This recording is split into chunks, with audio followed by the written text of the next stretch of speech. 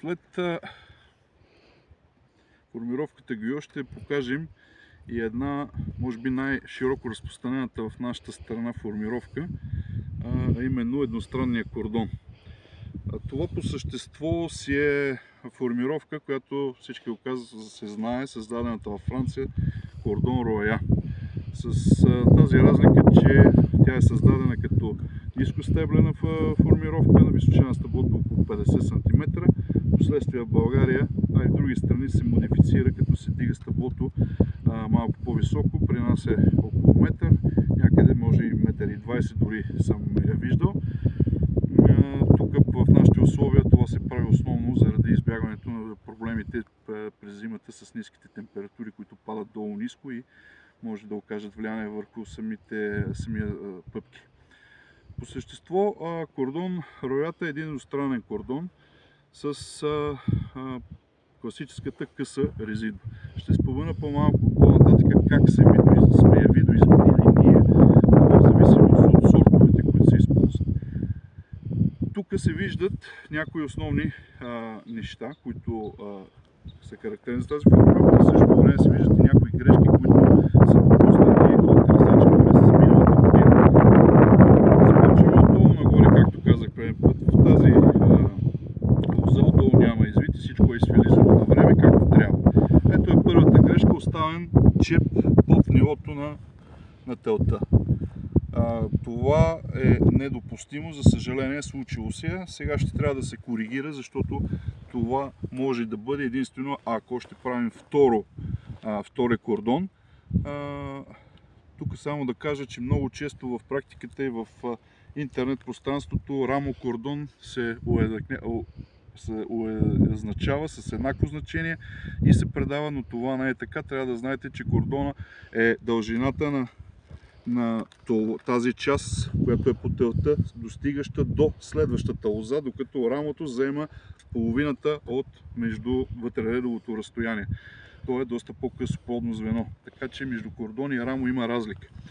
Така че в дадената ситуация ние тук имаме съседна лоза, която ще има продължител, така че това звено цялото трябва да бъде премахнато. За съжаление ще трябва да се направят малко по-големи рани, но това е трябвало да се случи през миналата година.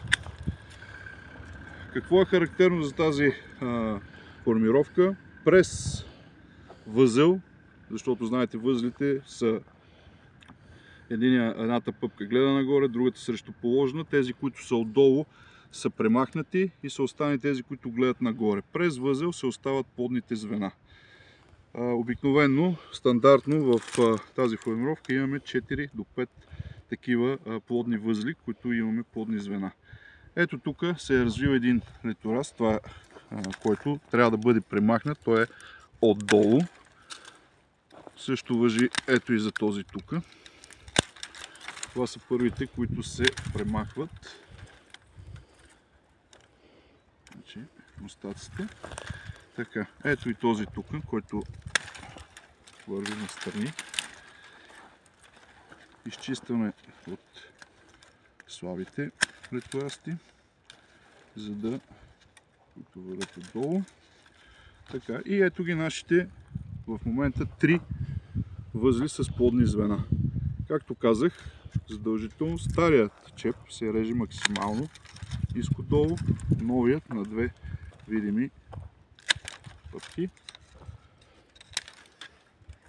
Следващото звено по същия начин. Тук имаме развито и спящо око, което обаче е доста добро, тъй като е точно в центъра на лозата, докато ако оставим това задължително се премахва.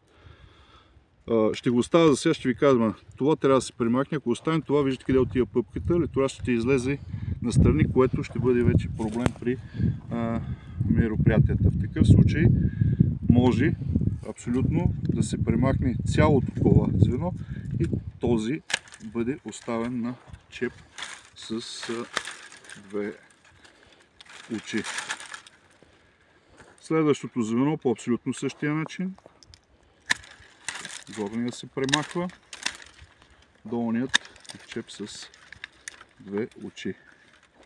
Тук в края имам един чеп, който се е развил. Този, независимо че е малко по-висок, имаме централна ос. Това го изчистваме. Това също ще го изчистим. Премахваме тук някои остатъци и в рамките на около 4-5 очи, ето го отдолно растящото око, естествения продължител, и това е следващото звено, което ще остане на лозата.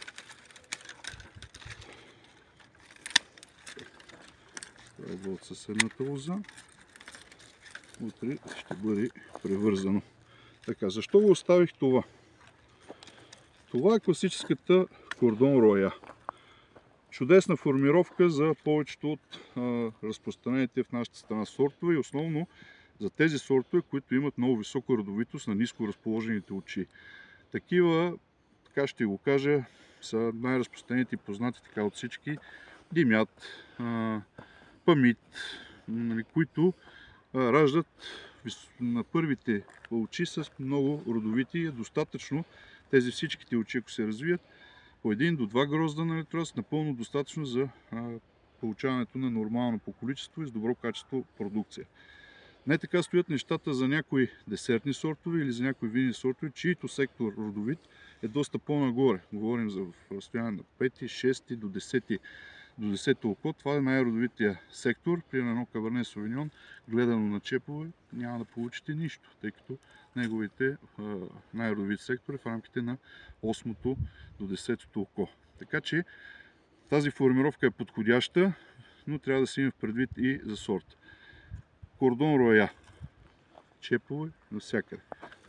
Типично, като всеки човек в движение, лозарът е измислял и как да пригоди тази много удобна за отглеждане формировка, така че да може да отглежда по-широк набор от сортове. Затова оставих това звено, за да ви покажа как може спокойно всеки един да направи един такъв кордон и за някои сортове, които са по-малко, чието очи са по-ниско разположени очи са по-малко родовити. Може да се остави някъде, желателно да не е в края, в началото, по средата, или тук, или в този сектор, да бъде оставен един чеп, добре развит, при който може спокойно долното око, както в дадения случай, да бъде оставен на чеп за следващата година, а горното да бъде вече според сорта, да бъде отрязан като едно дълго плодно звено, 6, 8 до 10 очи, ето по този начин, да бъде направено, след което трябва да бъде и превързано по този начин. Тук обръщаме внимание по този начин, защото много често пръчките бъдат превързани така. Лозата, мисля, че го казахме вече и в предишното видео, има едно качество наречено полярност, което тя се стреми винаги. Върхните пъпки са първи и най-силно развити. За да преодолеем това качество, прегъваме пъпката, за да можем да стимулираме растежа на пъпките в долния и средния сектор. Така че това може да бъде използвано и при различни други сортове и така навсякъде, където и в личните стопанства много често срещам. Сега, понеже казахме, че в дадената ситуация, това при нас е сорт Димят, нямаме нужда от плодни звена, ние това цялото звено ще го премахнем и в дадената ситуация. И ето така е оформената лоза. В съседство, в другия ред, след малко ще видим една лоза.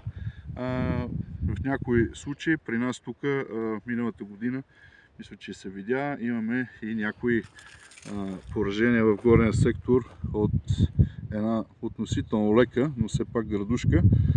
И при някои от сортове тази година имаме затруднения с оставането на дълги плодни звена, но както всички, които се занимават, е известно, най-важните звена са именно чеповете, защото освен за грозде, те се използват и като